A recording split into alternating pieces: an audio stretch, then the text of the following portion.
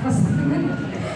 Terima kasih Pak Wisnudiosono untuk kesempatan saya dalam berbagi praktik baik 7 jurus BK hasil dari diklat di Solo ya Bapak Ibu. Kebetulan saya ditunjuk dari dinas untuk mewakili Purbalingga dengan beberapa teman, 22 teman ya, jadi FASDA, fasilitator daerah. Dan ini masih berlanjut. Ini salah satu tugas kami setelah kegiatan, ada OJL 1, OJL 2 ke peserta didik, dan sekarang ke Bapak Ibu guru untuk pembebasannya. Nah di sini berbagi praktik baik 7 jurus BK. Hebat sebenarnya, tadi kurang ini. Nah sebelum kita memasuki kegiatan saya hari ini, kita bernyanyi dahulu ya. Ya siap.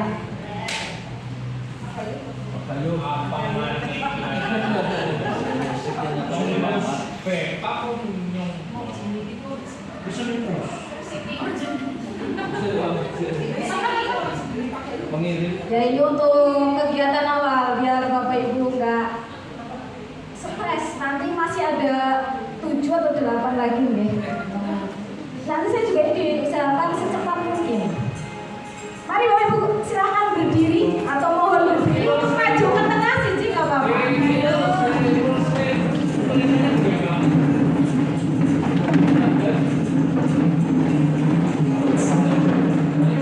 Saya ulangi ini.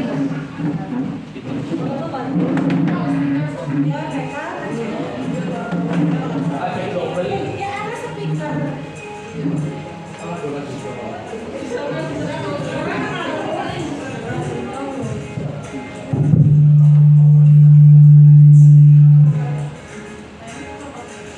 Ya,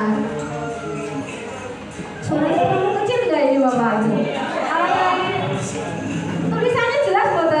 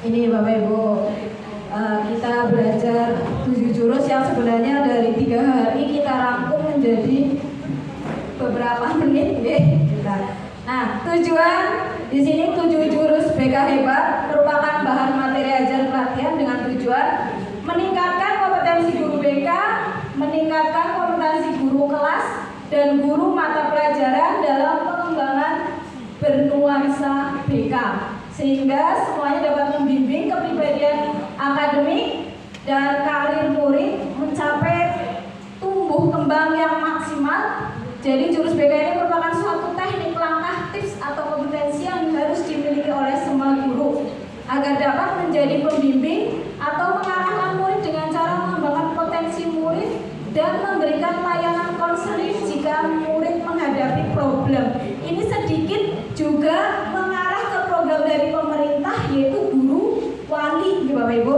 Nah, ini agak nyambung nanti. Nah, di sini saya kemarin mengerjakan 2 kegiatan. Yang pertama implementasinya yaitu jurus 1 kenali potensi dengan judul RPL-nya kemarin pemantapan kelanjutan studi ke SMA dan SMK. Kemudian jurus kedua kelola emosi, judulnya jeda emosi. Ya, di sini untuk hasilnya jurus 1 kenali potensi, murid kelas 9 mengerjakan tes di Aku Pintar tentang tes kemampuan dan langsung bisa membaca hasilnya sehingga murid mudah memahami potensi diri dan dapat memantapkan pilihan jurusan setelah lulus SMP dan bisa menghubungkan dengan pilihan karir. Nah, di sini kemarin saya membuat kegiatan dengan siswa yaitu membuat my dream board atau papan impian. Jadi siswa-siswi atau murid mengerjakan atau membuat papan impian yaitu dengan cita-citanya apa. Nah, tapi sebelum tadi masuk ke cita-cita, murid mengerjakan di tes Aku Pintar dengan kemampuannya.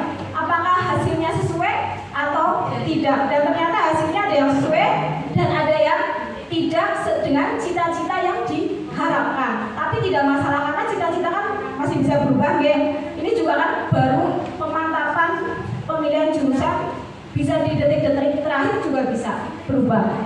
Kemudian cita-cita, murid bisa menuliskan cita-citanya, kemarin sudah bisa. Kemudian halangannya apa saja, jurusannya SMA atau SMK, terus kira-kira yang menunjang itu juga apa saja. Alhamdulillah siswa sudah memahami dan membuat papan my dream board-nya sudah ada di ruangan saya terkumpul. Nah, kemudian yang kedua, jurus kedua kelola emosi. Murid kelas 9 diberi pemahaman tentang emosi, baik emosi positif ataupun emosi negatif, pemahaman tentang jeda emosi juga. Hasil dari materi yang saya sampaikan, murid dapat menangkap dengan baik siswa murid. Dalam kegiatan, murid diberi tugas berkelompok membuat jeda apa yang harus dilakukan jika sedang emosi. Misalnya kita di Bapak Ibu, kalau marah kira-kira Bapak Ibu guru mengambil jedanya apa? Menabrak meja. Itu nanti jadi emosi positif atau negatif? Nah, tapi kalau ini anak malah sudah pintar, Bu istighfar, Bu cuci muka, Bu wudu, ada yang sholat, alhamdulillah itu. Nah, ternyata siswa juga sudah bisa membuat jeda emosi. Ya, tapi kenyataannya ya alhamdulillah sih ada yang pergi gitu. Oke, mungkin itu yang gambaran awal yang saya lakukan. Saya praktekkan ke murid di kelas 9 G dan 9D dan 9B itu ya yang saya lakukan. Oke Bapak Ibu, tadi sudah nyanyi nih.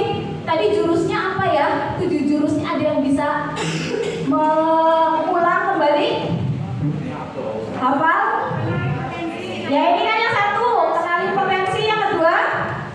Pola emosi. Terus? Ya. Terus ada yang mau maju malah ke depan? Oh. Nah ini resiliensinya juga kurang nih. Kalau ke muridnya ayo maju. Ternyata gurunya suruh maju juga. Nggak mau ya. Oke. Tadi kita ada 7 jurus. Yang pertama ada kenali potensi. Bapak Ibu guru bisa mengenali potensi siswa dengan tadi menggunakan aplikasi. Nah, di sini nih lakukan asesmen bakat minat, ada di Aku Pintar Bapak Ibu. Coba Bapak Ibu buka HP-nya, cari di web Aku Pintar. Kira-kira bisa menemukan apa tidak? Di situ ada gaya belajar, ada kemampuan, bisa dipraktekkan ke murid Bapak Ibu guru. Nah, bisa kira-kira Bapak Ibu bisa masuk? Oh, sedang dalam antrian.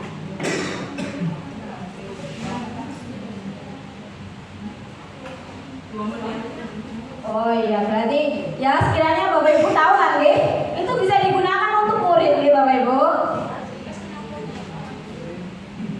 Nah, tujuan di sini kenali potensi, membantu murid mengidentifikasi dan mengembangkan potensi mereka, baik dari akademik maupun non akademik.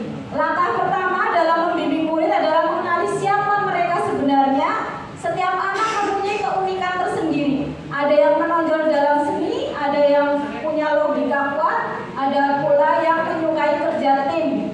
Melalui asesmen minat dan bakat, guru dapat membantu murid menemukan kekuatan tersembunyi dalam dirinya. Saat anak dikenali dengan utuh, maka pendekatan belajar menjadi lebih tepat dan masa depan tak lagi samar.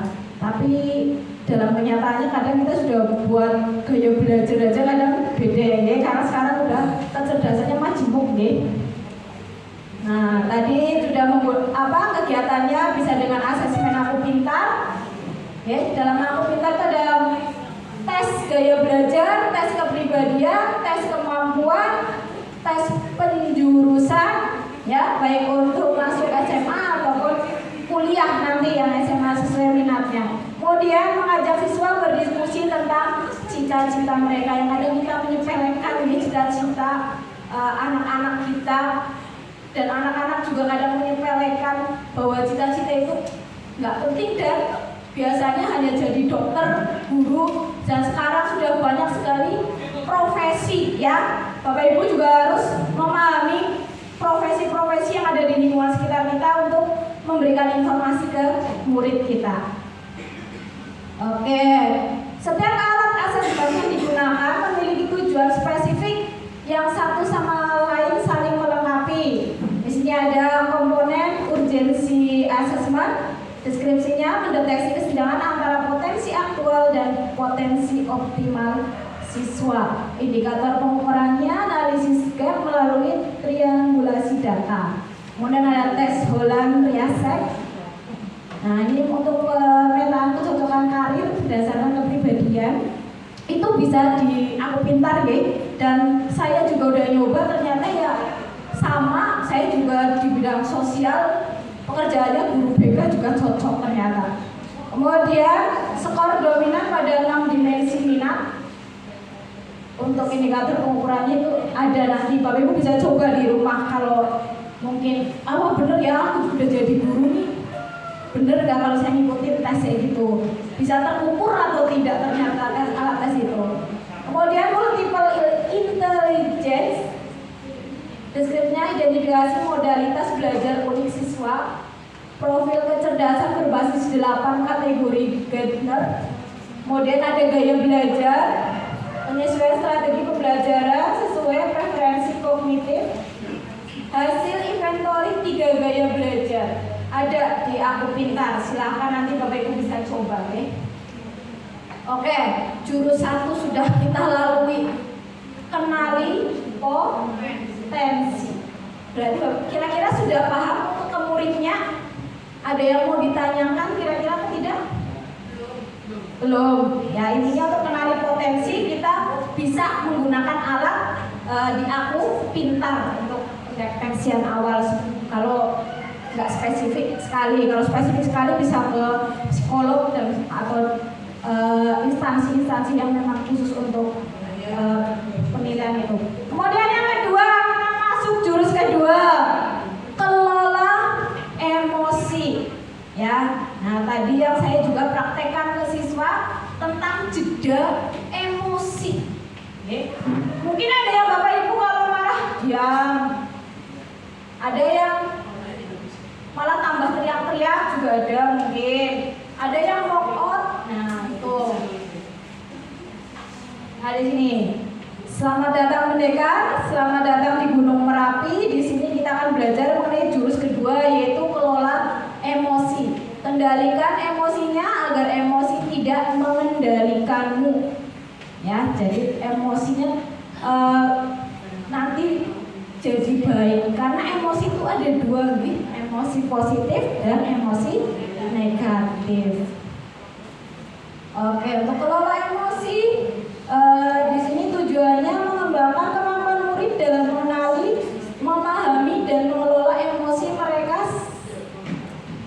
secara sehat.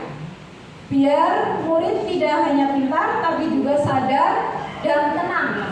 Anak yang cerdas secara emosi cenderung lebih tangguh dan berdaya saing. Kita hadir untuk murid memahami, menerima dan mengatur emosinya sendiri. Kesadaran emosi membantu untuk memahami dampaknya pada perilaku. Guru mengelola emosi dalam keseharian di kelas dengan mengajarkan murid bagaimana merespon stres, kecewa atau marah dengan cara yang sehat. Ya, Bapak Ibu bisa membangun dasar bagi pembelajaran yang lebih stabil dan relasi yang lebih baik. Karena pada dasarnya anak yang tenang akan lebih mudah belajar dan anak yang sadar akan lebih bijak dalam bertindak. Oke Bapak Ibu, saya berikan kertas nih Bapak Ibu. Nanti Bapak Ibu akan ada saya berikan cerita.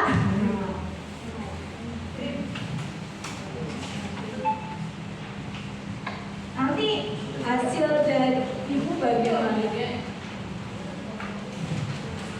Ibu Bapak meresponnya bagaimana?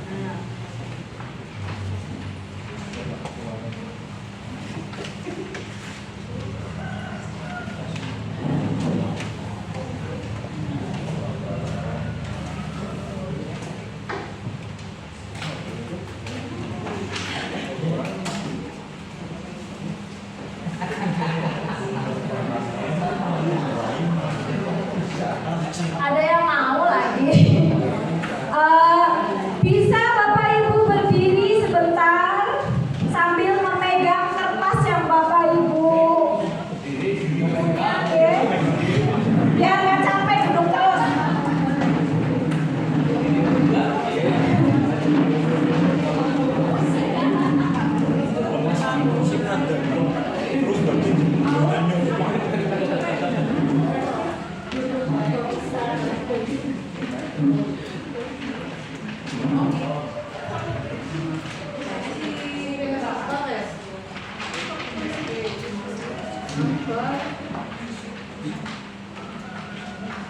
Kita bermain kertas emosi. Nah, nanti Bapak Ibu akan menerima suatu cerita dan reaksinya Bapak Ibu bisa mungkin meremas, merobek atau apa, terserah monggo. Oke, dari cerita pagi Ibu, Bapak Ibu guru berangkat ke sekolah mengendarai sepeda motor. Bahan ajar yang sudah disiapkan Bapak Ibu guru rapi digantungkan di motor. Namun beberapa meter sebelum masuk sekolah, motor mendadak mogok karena kehabisan bensin. Nah, dengan susah payah Bapak Ibu guru mendorong motor hingga sampai ke sekolah. Gimana rasanya Bapak Ibu?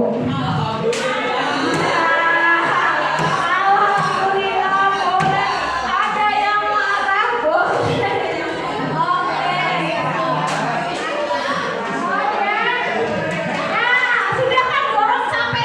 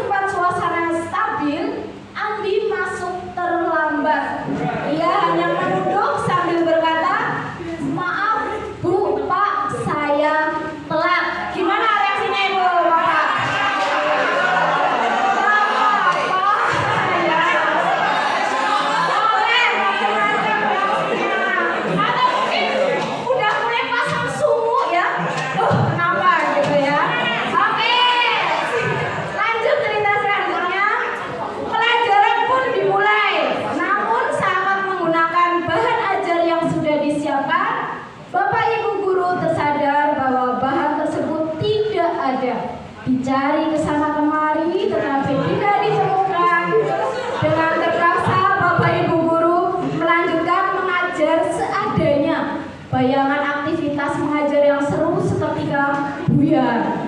Nah, yang kemarin observasi mungkin ada yang ketinggalan, gimana perasaannya kira-kira?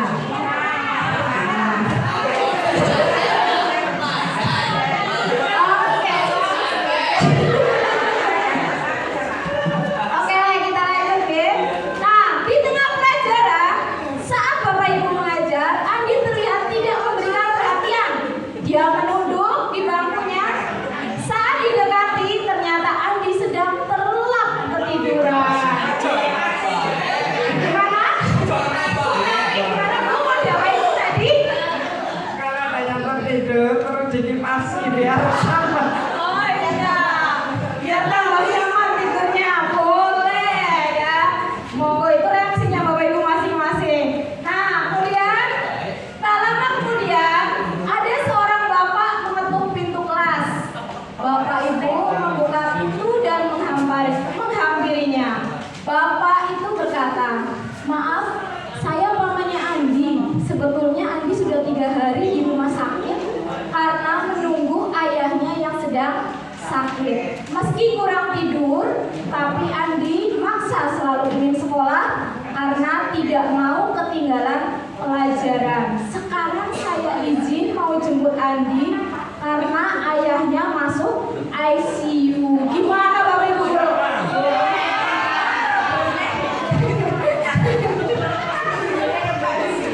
Manahnya apa pelajaran, gimana hasilnya?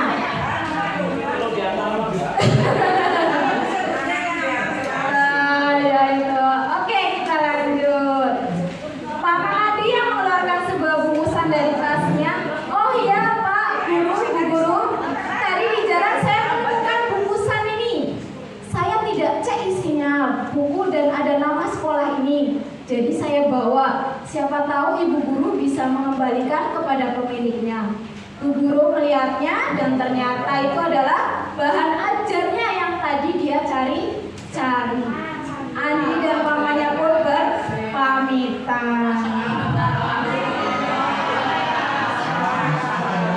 Oke, yang terakhir, Bapak Ibu Guru kembali ke kelas dengan bahan ajar yang kembali di tangan. Bapak Ibu Guru melanjutkan pelajaran dengan semangat menggunakan bahan yang telah disiapkan. Pelajaran pun berjalan dengan penuh kegembiraan. Nah ini, gimana ini? Saya lihat kertasnya, Miss Almi sama Bu Mulina ini kertasnya sudah indah banget. Gimana ini mau menanggapinya dari awal kejadian yang tadi motornya apa ini? Motornya mogok dari yang lain. Gimana Bu Mulina?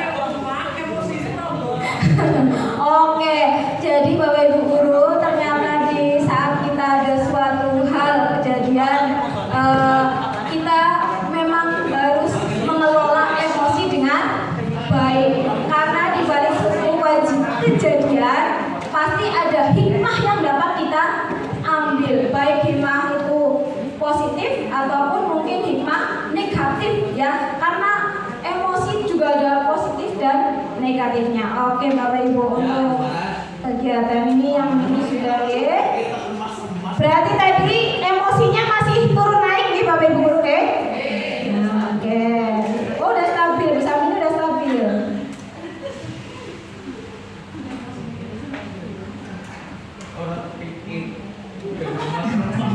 Iya, kadang ya kalau itu nggak usah dipikir.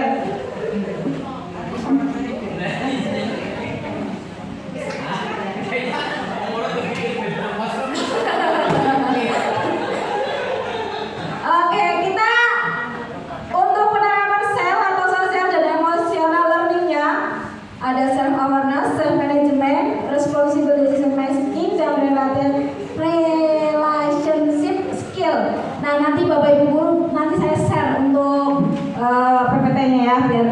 lebih mendalam lagi belajarnya.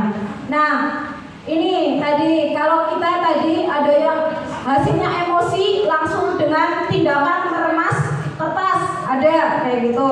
Nah, tapi yang kita harapkan dengan kejadian yang tadi ini ada di poin kedua. Kalau ini kan tadi emosi langsung perilakunya yang apa ya, menunjukkan emosinya seperti apa. Kalau ini emosi tapi diharapkan kita ada jeda untuk merespon. Oke, Bapak Ibu. Jadi misalnya kalau kita menangani anak telat ya jangan langsung mengejas. Ngapa sih telat ini? Langsung dimarahin jangan. Tapi kita selidiki dulu kenapa. Kita tanya pelan-pelan seperti itu Bapak Ibu. Oke, lulus nih, jurus 2 lulus deh. Lulus, Bapak Ibu guru udah hebat semua. Saya hanya membacakan PPT di sini. Jurus 3, tumbuhkan resiliensi. Ya. Ini ada selamat datang di Bukit Kayu sebagai pendekar. Kali ini kamu akan belajar jurus tumbuhkan resiliensi. Siapkan diri dan konsentrasi. Siluman fixed mindset akan menghalangi lawan dan kalahkan siluman itu sebagai tanda kamu sudah bisa menguasai. Nah, resiliensi adalah kemampuan seseorang untuk bangkit kembali dan pulih dari kesulitan, stres atau trauma yang dialami dalam hidup. Ini adalah kemampuan untuk beradaptasi, bertahan dan bahkan tumbuh lebih kuat setelah menghadapi tantangan. Nah, ini Bapak Ibu, ini juga mungkin bagi saya agak asing, tapi sebenarnya sudah tercakup di emosi juga. Ya, fixed mindset dan growth mindset gitu ya. Fixed mindset itu pemikiran yang hanya sepintas, tetap tapi sepintasnya kamu malas. Nah, kayak gitu. Tapi kita harus growth mindset. Yaitu malasnya kamu kenapa malas? Ada embel-embelnya lah di belakang kayak gitu. Tidak hanya mengejas, misalnya pujian pun harus ada di belakangnya juga. Kamu juara hebat, tapi akan lebih baik lagi jika kamu belajar lebih giat lagi. Mungkin ada embel-embelnya di belakang itu. Itu jadinya resiliensi. Oke, guru berlatih memberi umpan balik dengan pola apresiasi, koreksi, dan apresiasi lagi. Seperti tadi, kamu hebat, silatnya juara terus. Nah, tapi ada yang mungkin emosi kamu tadi kurang bagus. Di saat lawan menonjok, sepertinya kamu emosinya semakin menjadi. Nah, jadi saat ikut lomba lagi, nanti kamu harus lebih menahan emosi seperti itu ya. Untuk ini ada apresiasi, ada koreksi, tapi diapresiasi kembali.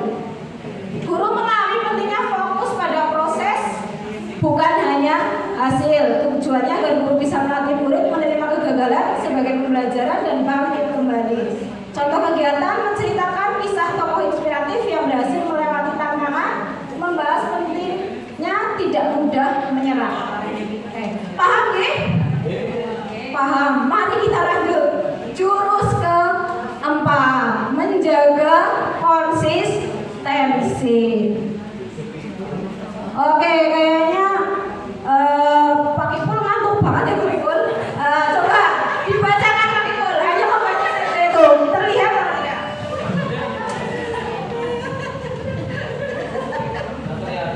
tidak? Selamat datang di lomba baru. Sebagai pendekar kali ini kamu akan belajar jurus jago konsistensi. Jaga konsistensi. Siapkan diri dan konsentrasi. Siluman habit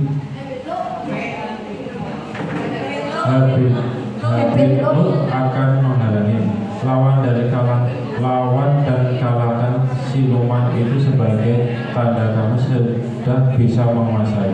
Oke, terima kasih Pak Ipul. Agak tenang sedikit ya Pak Ipul ya. Nah, jaga konsistensi. Tujuannya di sini membiasakan sikap positif yang berkelanjutan bagi guru maupun murid. Ya, disiplin bukan paksaan tapi kesadaran. belajar lah. Bapak Ibu guru kita sebenarnya sudah belajar semuanya, ya. Di sini kita hanya perlu dikuatkan lagi. Kemudian kedisiplinan tidak harus keras, tapi harus konsisten, Bapak Ibu. Guru hebat dapat membantu murid membangun rutinitas positif, mulai dari kebiasaan belajar, mengelola waktu, hingga menjaga etika sosial. Contoh kegiatannya membangun kebiasaan baik di kelas, seperti mengucapkan salam, memberikan apresiasi atas usaha yang konsisten, seperti datang tepat waktu, rapi berpakaian, dan lain-lain. Itu juga perlu diapresiasi, Bapak Ibu. Anak kita kadang jangan hanya terlihat, misalnya guru mapel matematika melihat anak pas lagi mengajar matematika tidak bisa, tapi mungkin anak tersebut di mapel yang lain lebih hebat, okay? Jadi jangan mengejas siswa tidak bisa hanya dari salah satu indikator mata pelajaran. Oke, lanjut kita, karena insya Allah yang tadi sudah paham semua, okay, Bapak Ibu, okay? Oke, kita lanjut ke jurus 5 ini biar cepat selesai. Kita jurus 5, jalin koneksi. Oke, kita coba Bu Sam ini ya, biar HP-nya berhenti dulu, Bu Sam. Monggo dibacakan, Bu Sam.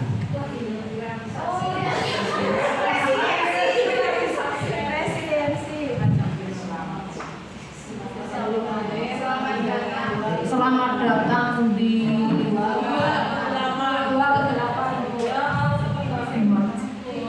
Gua ke-8. Selamat datang di gua ke-8. Sebagai pendekar, kali ini kami akan belajar menjalin koneksi. Siapkan diri dari Besar udah gak konsen ini. Siapkan diri dan konsentrasi. Siluman judgment akan menghalangi. Lawan dan kalahkan siluman itu. Sebagai tanda kamu sudah bisa menguasainya. Wah, ini ada pendekar besar ini ya. Oke, jalin koneksi. Kira-kira Bapak Ibu sudah paham jalin koneksi itu apa? Orang dalam. Ya, di sini tujuan yaitu jalin koneksi di sini untuk sebenarnya kita untuk jalin koneksi ini komunikasi empatik. Kita harus belajar berkomunikasi yang baik, ini guru bahasa Indonesia. Ya, kalimat positif negatif mungkin saya lupa itu. Pokoknya untuk kalimat-kalimatnya kita harus lebih lemes atau lebih baik lagi ke siswanya. Ya, paham lagi jalin koneksi? Di sini membangun hubungan positif dan suportif antara murid, guru, dan orang tua serta lingkungan sekolah secara keseluruhan. Terkoneksi sebelum mengoreksi. Jadi kalau ada siswa kita harus jangan langsung langsung ngejudge. Ya, tadi kan halangannya kan judgement ya. Kamu nakal, kamu apa? Tapi kita harus koreksi dulu. Dengan siapa? Orang tua, mungkin tetangga, lingkungan dan sebagainya. Gitu. Sehingga konseling bisa berhasil. Itu dengan komunikasi yang empatik. Contoh jalin koneksi menjadi pendengar yang baik bagi siswa, menciptakan hubungan saling percaya antara guru dan siswa, seperti itu. Kemudian yang ke-6, jurus ke-6, bangun kolaborasi. Oke, Ibu Mardani silakan. Bisa berdiri sambil berdiri dari atas. Selamat datang di Pulau 1001. Sebagai pendekar, kali ini kamu akan belajar jurus bangun kolaborasi. Siapkan diri dan konsentrasi. Siluman egois akan menghalangi. Lawan dan kalahkan siluman itu sebagai tanda kamu sudah bisa menguasai menguasainya. Oke, terima kasih Bu Bardani. Nah, ini bangun kolaborasi. Bangun kolaborasi di sini bekerja sama dengan ini multi pihak, oke, Bapak Ibu. Bangun kolaborasi kerjasama multi pihak tujuannya memperkuat kerjasama dengan semua pihak termasuk orang tua dan guru lainnya. Tidak ada murid hebat tanpa tim yang hebat. Makanya kita juga ada sekarang ada tim TPPK dan lain sebagainya. Sebenarnya itu juga keluasannya seperti ada itunya. Di sini bekerja sama. Di sini contoh kegiatannya mengadakan pertemuan rutin dengan orang tua murid, berbagai informasi dan strategi bimbingan dengan sesama guru, bekerja sama atau alih tangan dengan pihak lain untuk membantu murid jika membutuhkan hal yang lebih ditangani oleh profesional, ya bisa dengan psikolog dan lain sebagainya. Jadi kita juga harus mempertimbangkan banyak hal dan harus berkolaborasi seperti kecamatan, polsek, puskesmas dan lain sebagainya. Oke, kita ke jurus yang terakhir Bapak Ibu. Sudah lelah, dan saya juga harap ini sudah selesai. Tadi dari jurus 1 sampai jurus 6 Bapak Ibu sudah menguasai. Ini yang terakhir. Setelah tadi kelola, kenali potensi, kelola emosi, resiliensi. Akhirnya ini jurus yang terakhir, menata situasi. Oke, yang terakhir nih Bu Vita mungkin bisa membaca. Selamat datang pendekar di hutan situasi. Pada pertemuan kali ini, kamu akan belajar jurus ketujuh, fokus dan konsentrasi dengan teguh, agar bisa mengalahkan siluman malaria yang akan membuat kamu berkeluh. Jika bisa menguasainya, jurus ini kamu akan membantumu menata situasi dengan penuh. Selamat menempuh, wajah sedikit ripuh, kamu harus tetap semangat, atuh. Aduh, kurang lembut ya, nadanya kurang lembut. Nah, oke. Menata situasi, yaitu tujuannya menciptakan lingkungan belajar yang kondusif, aman, nyaman, dan menyenangkan, serta mendukung pertumbuhan dan perkembangan mereka, yaitu murid. Sebelum anak bisa belajar, mereka harus merasa aman dahulu. Murid tidak bisa berkembang di lingkungan yang membuat mereka takut atau tertekan. Di sini perlu adanya pengawasan dan menjaga iklim sekolah agar tetap ramah, bebas dari perundungan dan penuh dukungan. Ruang kelas, kantin, bahkan grup WA kelas adalah bagian dari ekosistem belajar. Ketika semua terasa aman dan menyenangkan, belajar akan menjadi pengalaman yang menggugah, bukan yang menegangkan. Ya, walaupun pelajarannya matematika tapi tidak menegangkan. Contoh kegiatan menganalisis dan mengatasi potensi resiko di lingkungan sekolah, memastikan murid merasa dihargai dan dihormati di kelas. Kemarin saya dapat curhatan Bapak Ibu, ada siswa yang datang ke ruangan saya sambil menangis. Nah, ini karena dia merasa ada Bapak Ibu guru yang memojokkan karena enggak ini ya kan harus menjaga kerahasiaan ya. Nah, karena Bapak Ibu guru itu menunjuk berisik di kelas dan sebagainya, padahal anak tersebut katanya sudah berusaha untuk tidak berisik di kelas, tapi masih disalahkan ya. Nah, jadi saya juga kembalikan ke siswa apakah sudah benar, sudah tidak berisik, ada sanksinya tidak dan sebagainya, dan kita pantau perkembangannya. Saya beri waktu kemarin 1 minggu untuk pengamatan bagi siswanya dan juga bagi saya, nanti lewat bisa kuesioner ke siswa juga tentang Bapak Ibu guru. Nanti untuk pembelajarannya bagaimana, menyenangkan atau tidak. Sebenarnya untuk BK juga pernah melakukan itu sebagai untuk koreksi saja. Oke, untuk menata situasi saya rasa hebat semua untuk Bapak Ibu guru, dan SMP 1 Kejobong juga sudah sangat baik untuk menata situasinya, terutama untuk lingkungan belajar sudah bagus sekali. Oke, selamat Bapak Ibu guru hebat.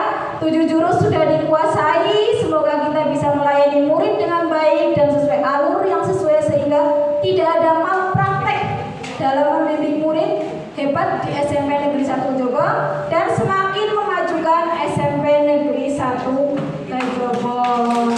Terima kasih Bapak Ibu.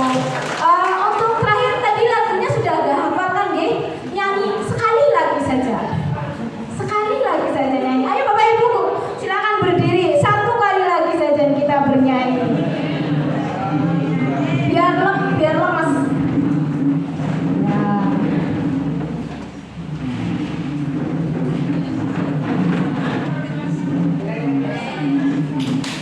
Bisa disesuaikan tadi Bu Ratna, untuk mic-nya itu ada di situ biar nanti suaranya lebih terdengar keras. Jangan tepuk sakinah. Nanti bukan ada yang minta istri kedua, ketiga, bahaya nanti. Sakit Bu?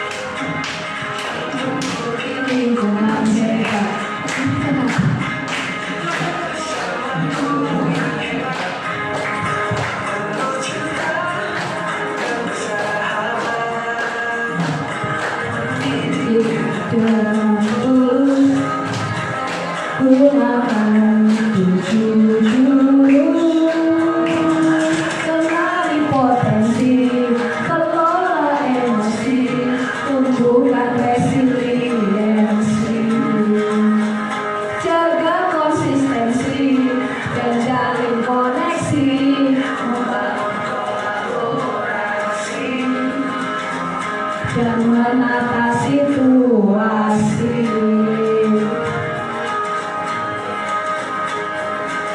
Sambil nyanyi lagi Bapak Ibu guru biar enak.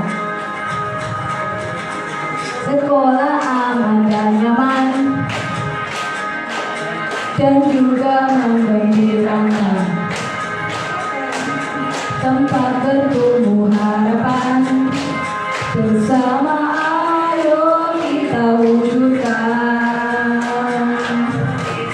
dengan tulus, gunakan 7 jurus, kenali potensi, kelola emosi, tumbuhkan resiliensi, jaga konsistensi dan jalin koneksi, membangun kolaborasi dan menata situasi. Nah, itu gerakannya Bapak Ibu. Terus BK hebat bersama murid melangkah tepat.